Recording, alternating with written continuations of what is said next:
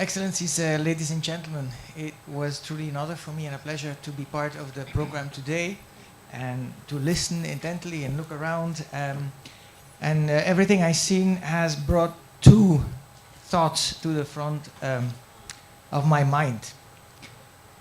One brought me back about 10, 12 years when I was as a diplomat serving in Kenya. And we were just past the big shock of the financial crisis that, of course, had affected big parts of the world. And we met a Belgian businessman there. He was very adamant that at the time in Italy, and I mention Italy, it's a bit of coincidence because I also understand that Italy has been very instrumental in a number of things we heard about today here, but it's a coincidence. So we heard from this Belgian businessman that in Italy, a very prominent Florentine patrician families were at that time smelting down some of their age-old, centuries-old gold artifacts and selling, while at the same time in China people were buying gold. And his theory was that also the shifting of gold from west to east was also was a very good proxy indicator of wealth shifting from west to east. Now, of course, Italy has been jumping back on its feet, and many other countries as well. But of course, what I retained was this very thought, and I think it has had some echoes also today in the discussions. Namely, gold reserve holdings, they give you self-reliance, they give you sovereignty, they give you a firm foot to stand on, and it correlates with wealth. So, if we in Europe are conscious about avoiding a shift of gold away from our countries to another geographical region, then of course it's legitimate for Africa as well, which is actually the origin continent of so much of the gold, to also want to have some of that gold in reserve and use it as a tool for self-reliance and sovereignty. So I think that's a very important idea, and so many of the things that were discussed today, including on the refining and on the work of central banks, harks back to that very notion. And we're very happy to keep being part of that conversation.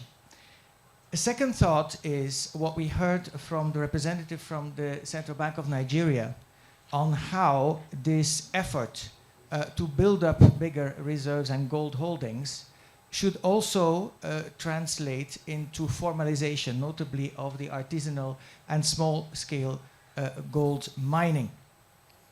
And as a diplomat, also in previous stations, including in Geneva, I've worked often on files that related to environment and small-scale mining, notably the problem with, for instance, mercury pollution locally, but then also how it affects the world at large. And how also formalization of this artisanal and small-scale mining could help to protect the health, the environment of the miners, so that there are actually very, very many positive offspring effects involved with that formalization. And we say that perhaps as global citizens, because out of concern for health and environment globally. But I also say this as an ambassador of the only country that is an observer to the NATI board in Nigeria, and part of our bigger effort when it comes to transparency in extractive industries.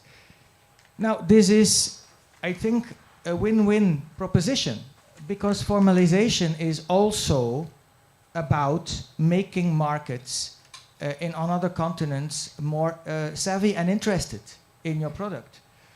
Because 10, 15 years back already in our countries in Europe, you would find consumers that go for the niche of the sustainably sourced gold, of the environmentally soundly resourced gold. And so if you really want to secure access to these markets, then that formalization can help, of course, reach that standard.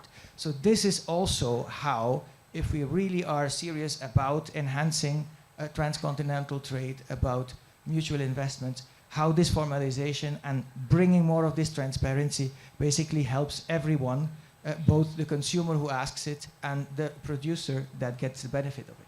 So thank you very much for having me here and for having been able to also update me on the latest in all of these fields today. Thank you very much.